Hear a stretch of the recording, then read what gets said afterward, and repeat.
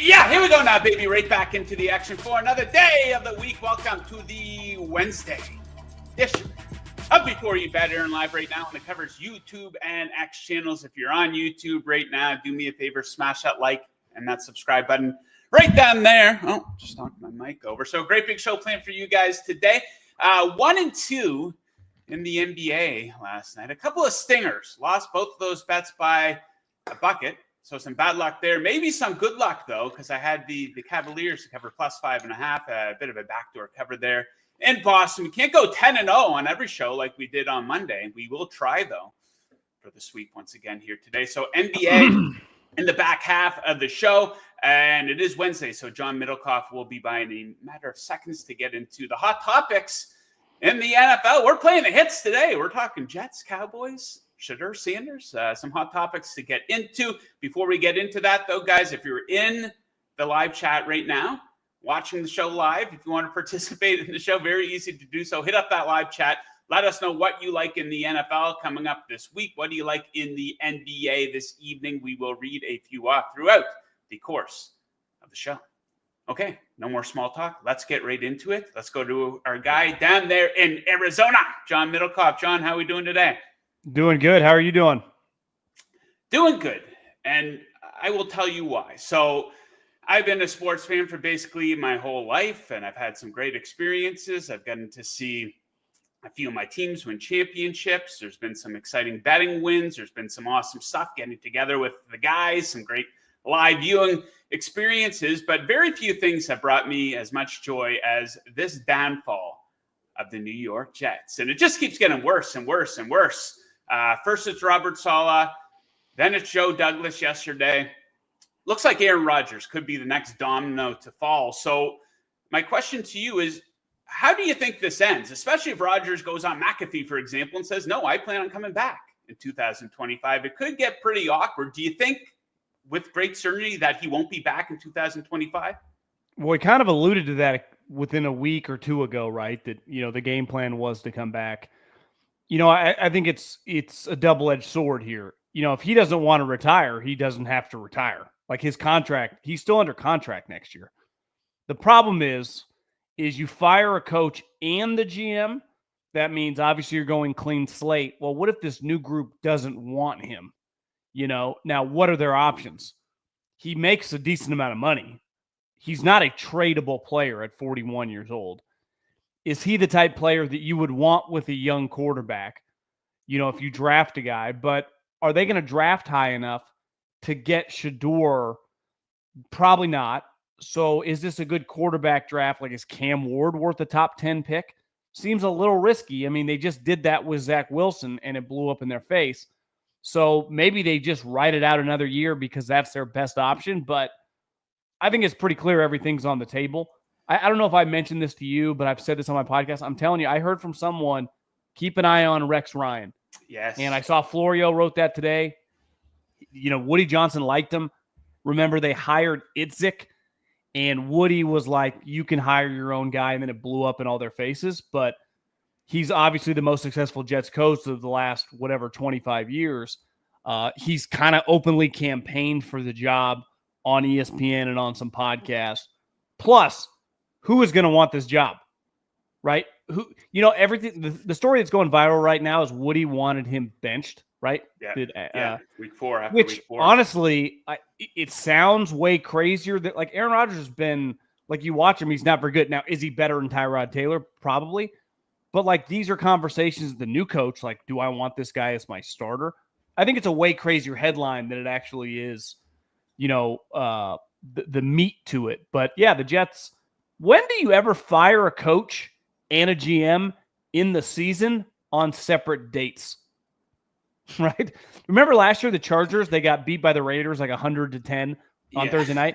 The next morning, both guys, usually, if you're going to fire your GM too, they usually both get fired at the same time. But you never have like, this guy gets fired and then 5-6 games later, we fired the other guy. Very bizarre. Why didn't they just fire Joe Douglas then?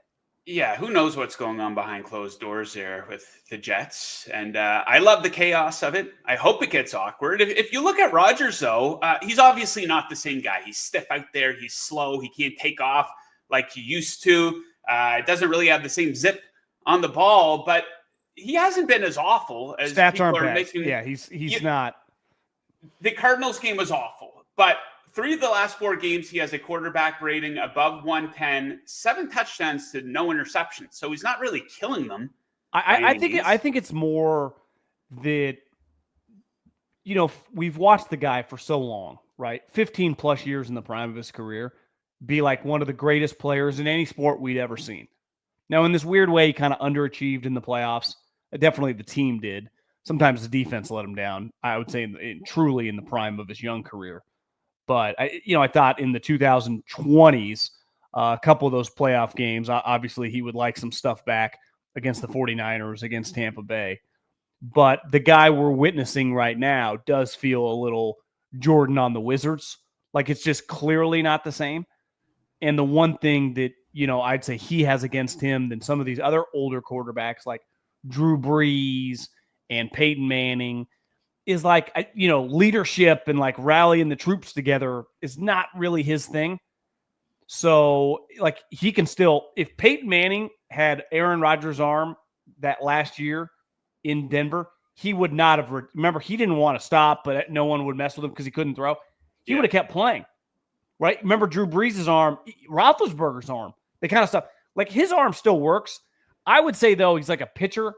If he wants in his heyday, and for basically the majority of his career was throwing 99, 100 miles an hour, he's still throwing hard. It's like 94, 95. But there were a couple throws that like his accuracy was like Steve Young, Drew Brees. There were a couple like I don't know if he's in full control anymore. So it's like he doesn't run, not a great leader, gets kind of pouty, and his accuracy is somewhat waning. It's not his fault the defense sucks. But like, I do think he is a direct reflection of just the energy of the group, right? Yeah, that's fair to say. Let's talk a little San Francisco 49ers. So I don't think a lot of people had the 49ers as a 500 football team after 10 games of the season. They blow another lead in the fourth quarter this past week against the Seahawks. That's the third time they've done this season. Lots of ugly play on special teams, just an injury-riddled season. We talked about the possibility of this being a lost season for them earlier in the year, and it might be headed that direction. Still, though, top 10 on the Super Bowl futures odds board. Are you writing them off as a Super Bowl contender? Yeah, I don't know. You'd have to be pretty bold to place that bet right now. I mean, they've already lost 3 divisional games. And I think when you look at the landscape of the NFC, I guess the thing they got going for them is Arizona currently leads the division with 6 wins, so no one's running away with it. But to me, for them to get to the playoffs, like a wild card spot is probably not happening because even when you look at Washington's schedule, I don't see how they'll probably get to 11 wins. So you have the Minnesota Vikings that are already at 8. If Washington gets to 11, the Packers easily get to 10 or 11. Now, the next couple games for the 49ers are going to make or break their season. If they can split on the, at Lambeau this week and then at Buffalo and be 6-6, can you basically just make a run to try to get to 10-7 and beat all your division games and get a little help, maybe have the Rams or Seattle take out the Cardinals, who I'm pretty sure have only played 2 divisional games. But listen, 5-5, they got worked in a couple games. Minnesota kicked their butt. Kansas City kind of worked them. The 3 divisional losses are pretty crippling, and they're all under the same vein, right? So instead of being, they shouldn't be 8-2. I mean, we've all witnessed them. They're not an 8-2 team, but they had commanding leads and were in control of the game in 3 of their division. In the Arizona game, the Rams game, double digits. In Seattle, which from the score standpoint was always a little closer, right? Yeah. It wasn't like they didn't have the double-digit lead in the fourth quarter. Bosa gets hurt, which was crippling. Kittle, who's been unreal this season, doesn't even play in the game. So basically you have no middle-of-the-field threat. It's just Jawan Jennings because Debo looked bad. And I think they just ran out of juice on that final drive, and they have owned Geno. And honestly, he wasn't even playing that good in that game either, I didn't think. He threw a terrible pick, throw across his body. But one thing he can do is he kind of ran around and made some plays with his legs on that last drive and was the difference in the game. It's just, it's not like I look at Seattle, keep an eye on them. like he's still their downfall when he plays against good teams. Like I didn't see anything from Geno that I was like, oh, this team's going to win 10 games. But that's the thing about the NFC West. All 4 teams like have guys on any given play, on any given series, in any given half that could just go for like 3 touchdowns. All of a sudden you're like, whoa. And that's why the 49ers have lost some games. Kyler bit them. Stafford bit them. And Geno down the stretch just made some plays. And their offense just didn't score. I mean, they scored 17 points at home. Let's talk a little NFL draft here, John. College football season winding down. NFL, we're starting to get a picture of a bit of a glimpse of who's going to be near the top of the draft. There are a lot of bad teams this year, but Shedeur Sanders has solidified himself as the favorite to go number 1 overall. He's plus 200. The next closest quarterback, Cam Ward, plus 700. But let's talk Shedeur. How do you think he stacks up against other top quarterback prospects, specifically from last year? We had a big chunk of guys go in the first half of the first round. Is he good enough for teams to be tanking for, do you think? I do think it's pretty crazy just on the big picture standpoint. If we have so many kids in professional sports whose parents played in like the 80s or the 90s. Yeah. I mean, Deion's is one of the greatest athletes of all time and definitely one of the greatest defensive players of all time. If his son goes number 1 overall, Bronny takes a lot of crap, right? Because it's like, should he have been drafted? And it's like, this guy's going to go number 1 in the NFL draft, which he very well could. I do think like relative, if you just look at the top 5 young quarterbacks in the prime of their career right now, Mahomes, Allen, Lamar, Herbert, and Burrow, he physically does not have some huge arm like Herbert or Josh Allen. His dad was obviously one of the greatest runners of all time. I mean, I don't know. He claimed he could run like a 4.5 backwards, which might be true because as a corner, he's the greatest cover corner of all time. He does not have his dad's speed. So he's a good athlete, but nowhere near as dynamic as like Josh Allen, definitely as Lamar. And even the thing like Herbert has is Herbert's so big. He honestly is much more of a player like Joe Burrow, which is weird when you say Deion Sanders, you think you're getting like Lamar Jackson. I think a lot of casual people probably think he's like some elite, like Jaden Daniels or Lamar. He's not. So like to me, I've seen people try to comp him to different players, and it gets really negative really fast because you start throwing names that aren't like the elite guys. And I think best case, he's going to have to be like the way you saw Joe Burrow moving around within the pocket, making plays, a great playmaker, is kind of the way he plays. He is not some runner, maybe Deshaun Watson, who, not the guy who, is terrible and the massage therapist, but like the Houston Texan guy who scrambled to throw but never had a huge arm, but was a great playmaker. Like I think that's kind of the mold of Shedeur, who is just dominating Big 12 offenses. Yeah. But and a little like Joe Burrow in college, he goes into these games with, Shepard, number 14 on Colorado's really good, Vanderbilt transfer, and obviously Travis Hunter is a top 10 wide receiver and corner in the draft, so that's a pretty dynamic player. And he's a really good quarterback. But I think the names we throw out, like ultimately Trevor Lawrence is a good example. A lot of hype, but he physically, like not a huge arm, good runner, but not great. I think he's got a lot of things going for him. And the position he plays, he's the best quarterback prospect in the draft. But I think when you talk to scouts, I think the outside hype is probably stronger than the tangible, like don't expect like Josh Allen or Mahomes here. I think he'll end up on the Giants or the Raiders, because I think they're going to dictate where he goes. I think Deion kind of alluded to that, actually. What if the Cowboys don't win another game, though?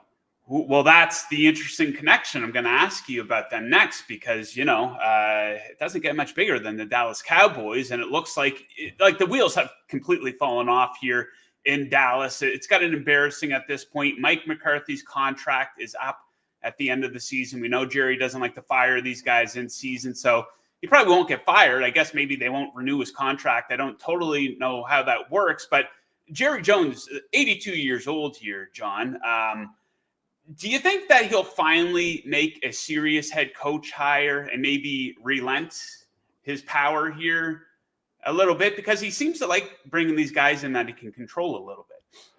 I think I was thinking about this today driving back from the gym is, part of Dion is the hype and the hoopla that comes with it. That's kind of tailor-made for college, right? I think their left tackle was the number one left tackle recruit. And the best part about college now, even if Dion next year, I don't know what jobs are going to open, but let's just say Florida had open and he went to Florida, that guy could just follow him. And recruiting is such a big deal. In the NFL, like recruiting doesn't mean anything. I mean, it doesn't matter. It's about scheming Monday through Saturday. Now, clearly Dion's a good leader. The players resonate with him, but like his offensive coordinator's Pat Shurmur. If I told you Deion Sanders got hired with the Dallas Cowboys and Pat Shurmur's his offensive coordinator, I'd say that's a downgrade from Mike McCarthy. So I think that's where it gets complicated of like, I definitely think Dion, I mean, Michael Irvin even alluded to it if Jerry would offer him the job. But like Dion's skill set as a coach, is it more tailor-made to be like the head coach at Florida State than it is at the Dallas Cowboys? Because recruiting is such a big thing of what Dion is doing. That doesn't matter it's irrelevant in the NFL. Why does Andy, Reid kick everyone's butt for 6 years? Because Monday through Saturday, him and Spags are out thinking you, right? Obviously, you have to have good players, but you don't get unlimited first-round picks, right? You get one first-round pick. And then you like get third and fourth and fifth. And, it's all about like every single week, you like, how do we stop Ben Johnson? And I just think that's where you'd have to ask these questions that it's fun. I like the conversation too. But like, even if you're Jerry, it's like, well, who are your two coordinators? Pat Shurmur's your offensive coordinator, which it's working right now in college, but he's been made fun of a lot of times in the NFL and ran out of town. Where do you think Vrabel ends up? I mean, if I had my choice, if like Dolphins were going to start over again, which they're probably not going to at this point, they're playing a lot better now that Tua's back, and I'm not in love with Mike McDaniel, but if it's like, Joe, you can pick any free agent coach that's available, I'm going with Mike Vrabel easily. But the one thing, and I'll give Mike, and I'm not in love with him either, he clearly is good with the quarterback that you have, and now he's under contract. So it's like that value alone is worth a lot. And I would say as long as you have like serviceable, a defensive coordinator and an offensive line that's okay, you can compete every year for the playoffs if Tua plays 17 games. And half the league would die for that. Mm-hmm. So but now the problem with you guys is a question with the concussions. But yeah, I think Mike Vrabel, like to me, if I'm Jerry Jones, does Mike Vrabel make more sense than Deion Sanders? Right? Like I know Mike Vrabel can coach in the NFL. Like I know he like everything about it. We've seen it.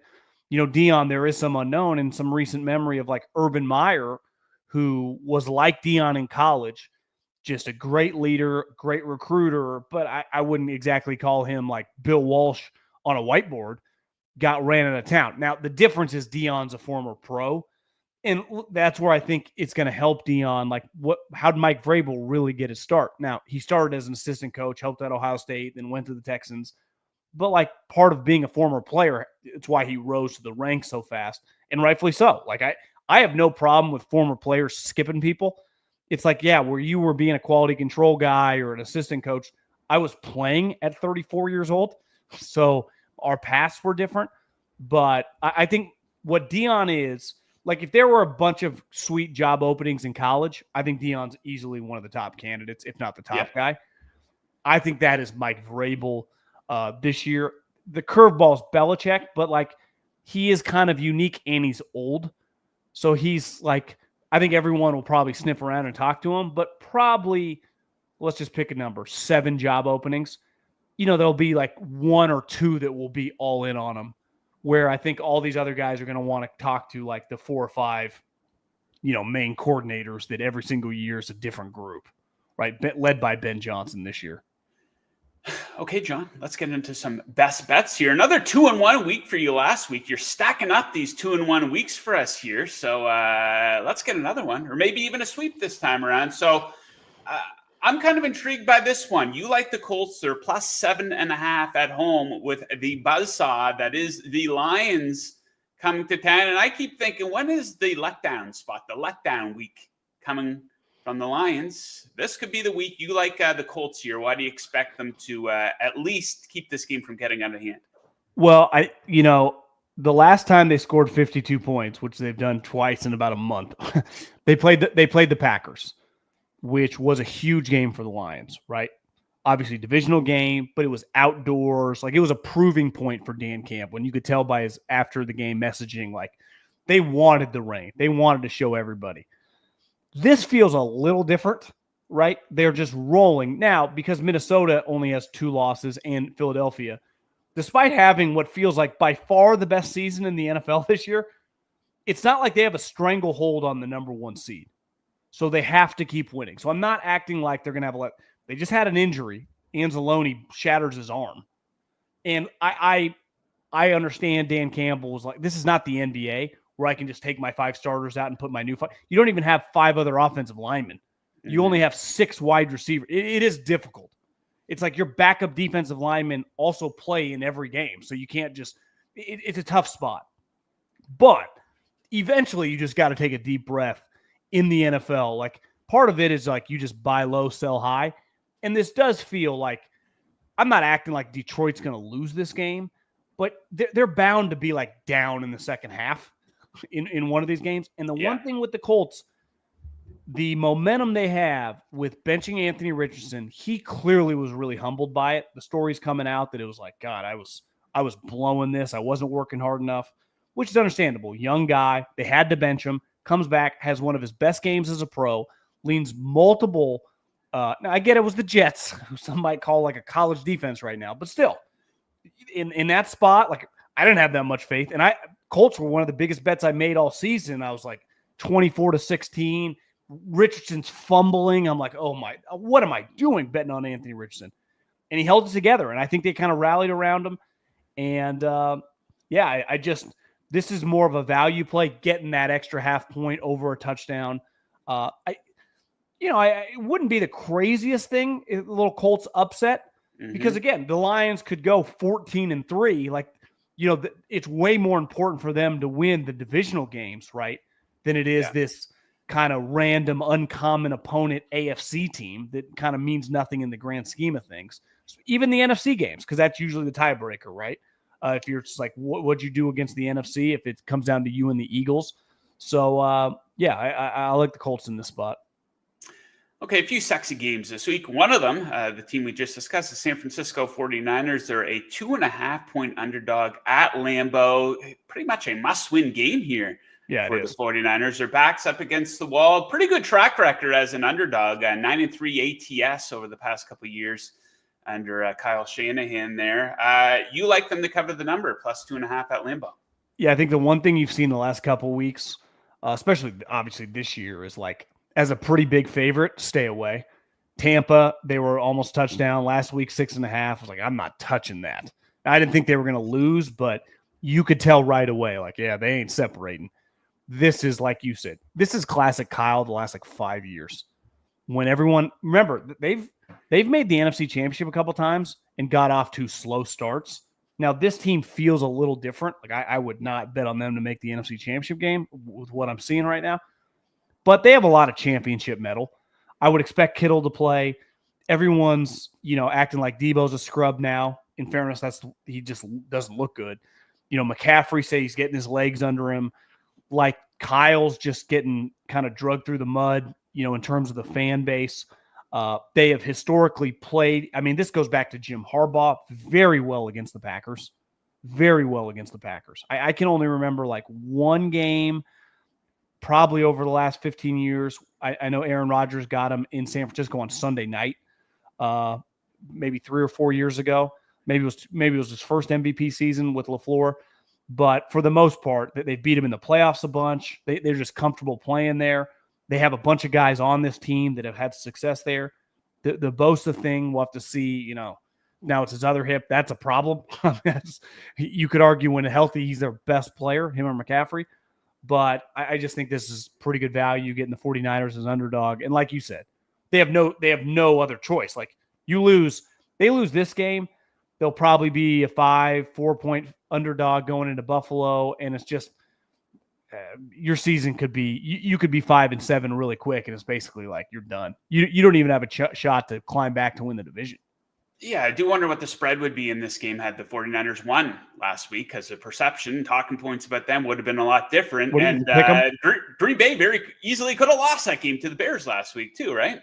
What do you think if the Niners just kind of pull ahead and win that game by 8? Do you think it's a pick 'em? Absolutely. I do. I mean, everyone's down on them. I asked you if they're still a Super Bowl contender, right? So you can't say it right now with their injuries. Charvarius Ward, one of their better corners, his daughter tragically passed. He's just gone. I mean, they just got a lot going. Ayuk's on a couch with a shattered leg. I mean, which in a weird way hasn't really crushed them because Juwan Jennings been so good. The problem is like Juwan Jennings turned into Ayuk, but then Debo turned into not Debo. So it's really, you thought getting Christian back and then Kittle, he was having a great season, but then all of a sudden it's like he's injured. When did that happen? He just had like one of the best games of the season. So it's just weird things are constantly happening. I was a little surprised because you get kind of numb with the Niners, like their guys' injury reports during the week. You don't really make that much of it. They're older players. And then it's like Saturday night, Kittle's out. I was like, what? That's kind of like clearly for Kittle to miss games. It's got to be serious with his hamstring. And that's scary because that's not something that just goes away. Okay, last but not least, the Broncos are buzzing. You expect them to keep buzzing. They're favored by 5.5 against the disgrace that is the Las Vegas Raiders. Why do you like the Broncos here? I think it gets a little harder as the season goes because you start getting these really, really crappy teams. Like last week against Miami against the Raiders. I was like, Raiders coming off a bye, 7.5. You're like, this eventually they're just going to have, and then you're watching that game. You're like, what did I can't take the Raiders. Miami, I didn't even think was playing that well. And they were going to win that game easily. Yeah. And you just realize the Raiders are terrible. So sometimes when you get a team that you're just like, this is awful. And they could have one more upset the next 7-8 games, right? But more often than not, they're going to get blown out. I think the Cowboys fall into this category. They're just like, the numbers are going to be kind of big, but bet against them because you will feel good when you look up and it's 34-10, right? And I think the Raiders, now, the different, like you're playing CJ Stroud, D'Amico Ryans, it's a better operation than even this rookie quarterback that had a good game. That for the most part, they've struggled to separate. So this number is a little big, but this is more of a bet against the Raiders. Now, it does make you nervous. The Broncos coming off the huge shellacking of Atlanta. Yeah. I would imagine this is minimum half Broncos fans in Vegas. I mean, this has got to be the best season they've had since Peyton Manning, right? And like they are, all of a sudden you win this game, especially if they were to cover. Let's just say they won 28-14. We would start seriously talking like this team's going to the playoffs. And the NFC West is getting 3 teams of the playoffs. I mean, I don't want to say the Raiders quit because I just think their quarterback play is so bad. It's like baseball. When you're not hitting, it looks like you're not trying. Even though you are trying, you're just not making any contact. I think their guys are trying, but when you have no quarterback, you look 10 times worse. So maybe I'm overreacting to the Raiders because they do have some good players still. But if your quarterback play is what? Bottom 3 in the NFL right now? How do you function? Yeah, Denver, and the Broncos are good on D. Yeah, and they're not in a position to play down to the competition by any means either. Denver. So, Denver isn't. So I don't think that. And coming into this year, I think one of the crazier stats in the NFL was like the Broncos. I don't know if it was 0-10, but they had been owned by the Raiders for a long period of time. And part of that, the Fangio teams, the bad quarterbacks. But the Raiders had some bad teams too, but they always beat the Broncos. I think that ended this year. And they're actually start flipping the other way. The Broncos are 0-8 against the spread their last 8 games at the Raiders. But you got to take these trends with a grain of salt sometimes. Different head coaches, different quarterbacks, completely different rosters. So, I won't argue Trevor with Siemian, Drew Lock. I mean, some random guys playing quarterback. Russell Wilson. Someone texted me the other day. They're like, I had a pretty sizable wager on Bo Nix at 14-1. And about a month ago, I wasn't feeling great, but I'm more than alive. I'm like, I wouldn't say you're more than alive. I'd say you're coming. I mean, I would. Is this a 2-horse race now between him and Jaden Daniels? I think so. We talked about this yesterday on the show. Daniel's still a minus money favorite, but if you look at the stats from the last couple of weeks, the last 3 weeks, not very strong. He's kind of trending in the wrong direction a little bit. Some good defenses he's played, absolutely, but Bo Nix coming off that. But like his 4 game. rushing touchdowns and 9 passing touchdowns are really from the first 6 or 7 games, right? Not these last couple. Yeah, and if this Broncos team gets into the playoffs, they had the longest odds to win the Super Bowl. I know we talked about this at the start of the season, which that didn't really make any sense. The Broncos, they've already gone over their over-under win total of it was 5.5 wins, which was ridiculous considering the easy schedule they had. So yeah, Broncos moving in the right direction. The AFC West moving in the right direction too. Imagine how good the Chargers are. Which is a problem. Good receivers in there. Which is a problem for the Raiders because, I think their coach is major question mark. They have no quarterback, and they're in a division now with a rookie quarterback in Sean Payton, Justin Herbert, who looks just like Josh Allen, and Jim Harbaugh. And then, I don't know, the best coach quarterback combination, I would say, beside Belichick and Brady and Montana and Walsh, we've ever seen in my life. Yeah, if I'm the Raiders, I'm petitioning the NFL for a divisional realignment. I think that would be go to the NFC South. That is the move right there. Okay, John, we'll leave it at that. Thanks again for joining. Best of luck with your content this week. Best of luck with those bets on the weekend. We'll catch you again next Wednesday. Have a good one. Talk to you soon. Yes, sir. The man right there. Okay. From one John to another John, the Wednesday show, always a big John show. Hello, Jon Metler, the Ass Man. How are we doing today? I would say good, but we collabed on a spread bet, Brooklyn Nets. Oh, explain what happened. Oh my God. So it didn't start great because Cam Thomas was ruled out, which we just came out of nowhere, which we didn't expect. And then the Hornets, I think they were 7 for 7 to start the game from 3-pointer. With a big lead. Oh my God. But the Nets climbed back. They look good. I thought Drake Fernandez made good adjustments. And then the Nets at one point had like a 12-point lead. And you're like, okay, we might get this. Yeah. Look good. Comes down to the end. They're up by 3. You're kind of in your head. You're playing like that mental math where you're like, okay, maybe they foul, 5 seconds left. He miss. We go down and shoot the other way. We might be okay. If he shoots the 3, it's overtime. We win. You're kind of playing all the scenarios. The last possible thing you ever could have wanted. He shoots the 3, airballs it. Grant Williams lays it in with 0.2 seconds left to lose by 1, which doesn't even make sense because just the instinct of doing it, I suppose, right? We had the Nets as a 2.5 favorite, and that's how we lost that one. So that you laid it in. So I had the under in the Pelicans Mavericks game. I think they combined to score 74 points in the first quarter. So I'm thinking this is toast. They come out to the second quarter, they combined for about 40. The third quarter, I think they combined for about 40 as well. That one ends up going over by 1.5 points. So a bit of a stinger there. But like I said, had a little bit of luck there with the Cavs. They were getting stomped against the Celtics there in Boston. They fight their way back. A bit of a backdoor cover situation. Had them plus 5.5. They end up losing by 3. Donovan Mitchell hit a big 3 for me. So I won in 2 nights. So we will be looking to bounce back here. Still a very strong season in the NBA. And I have 2 spreads, 1 total. You have 3 props. I'm going to get us started.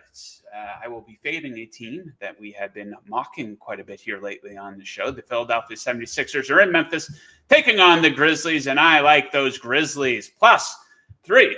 I thought they were minus 3 when I first looked at it, and I still was considering it then. Then I took a second look.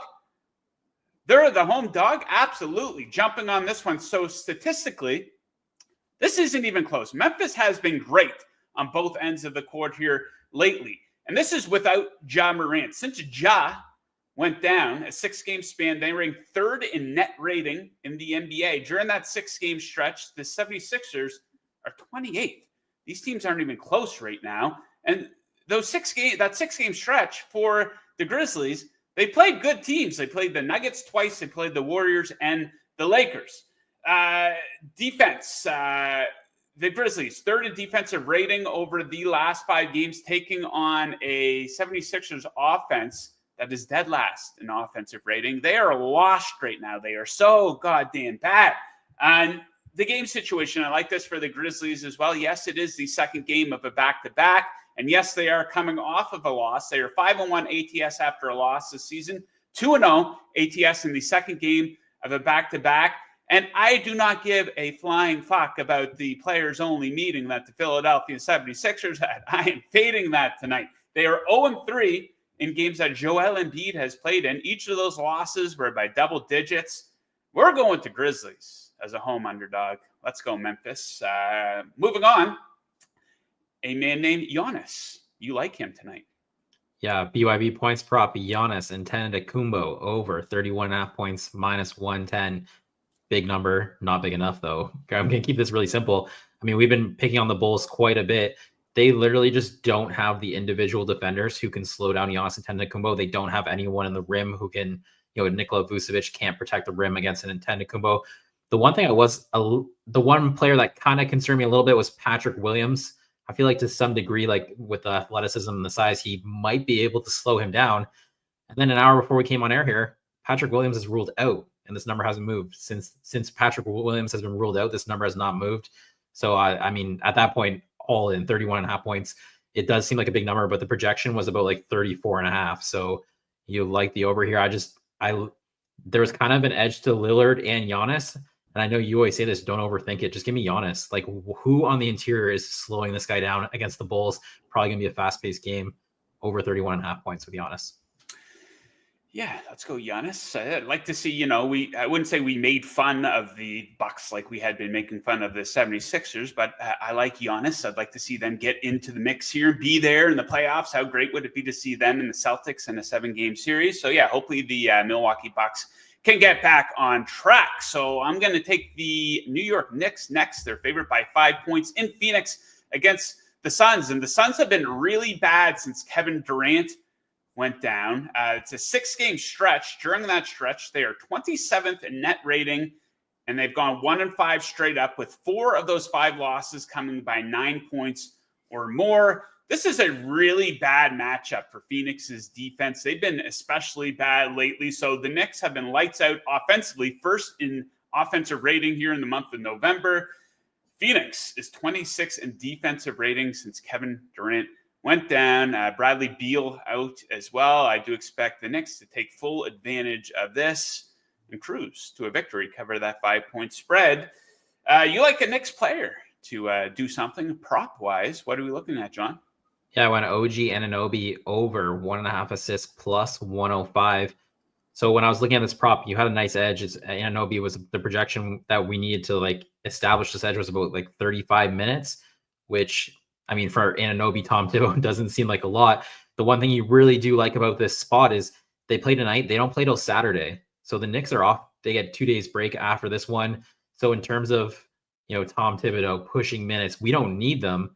But could we see it? I think you could absolutely see it. There's multiple games already this year where he's pushed Anunoby up to 40 minutes. So I think that's in play. That makes you really like it. And the Suns, they just don't have, the Suns are built to survive on defense and score a lot of points and beat you with their offense. With Durant out, Beal, that offensive piece is kind of gone. They just don't have the individual defenders to me to make this, to guard all of the Knicks. So, Anunoby, I just think there's going to be potential assist converting with your teammates. I think it will be easy to get those to convert with your teammates because they're going to have to try to hide Tyus Jones. Devin Booker, willing defender. He's okay. But Yusuf Nurkic is also questionable. And he's just really just not playing well. So his minutes could be 15, 20 minutes, even if he does play. But he's actually a good defender, good rim protector. So if he's out, that just softens their defense even more.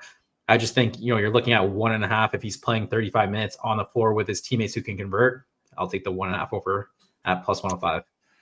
Okay, next up, we are off to Golden State. I took a nice, hard, long stare at this bet this morning. It is a very high number, and I am not scared of it. We're going to go over 238.5, baby. The Hawks in 10 to take on the Warriors. I think this is a marriage made in over heaven. Fast pace and sky-high scoring ability. These teams both rank in the top 5 in pace, both in the top 9 in scoring. Hawks are 27th in points allowed. Golden State coming off a loss.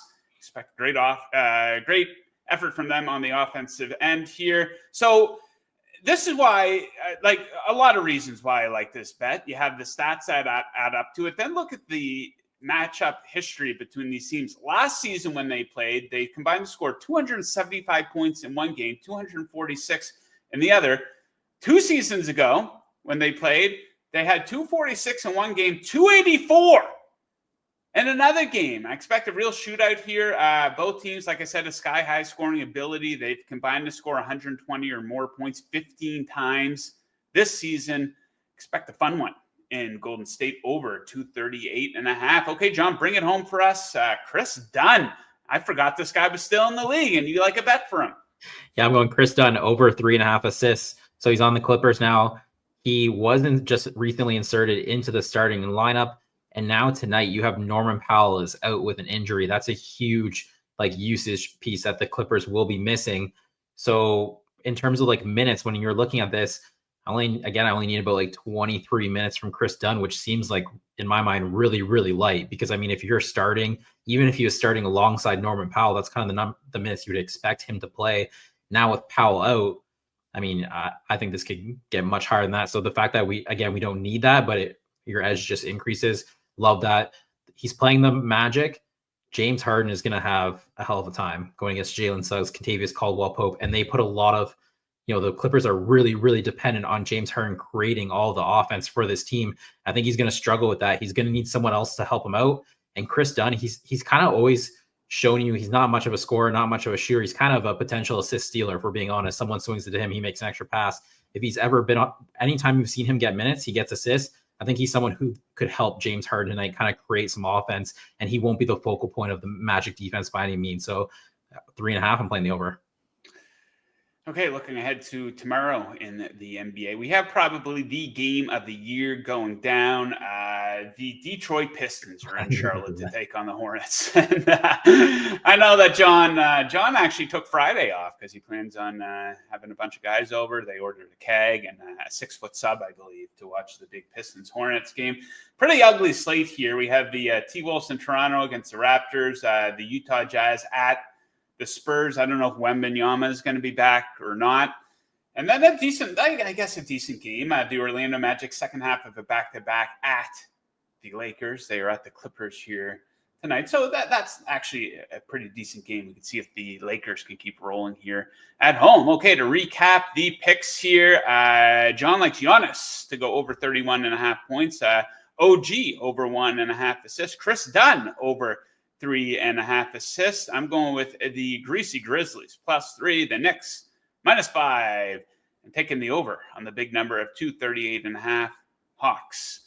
Warriors. Okay, that does it for the Wednesday edition of the show. We're going to be right back with you guys tomorrow, where the major focus of the show, of course, will not be Thursday night football. It will be Pistons versus Hornets. Cannot wait to break that down. But we do have a Thursday night football game, actually an ugly one. The Browns playing host to the Steelers, a pretty low total in that one. I think some pretty good looking betting opportunities for my early research anyway, so we'll be all over that. John will be here for NBA. Jake Butt will be here to discuss all the latest in college football, a couple big games here this weekend.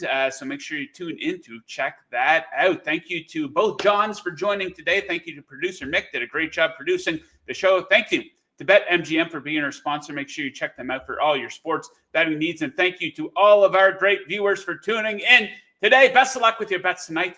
We will catch you tomorrow. Let's go Grizzlies! Woo!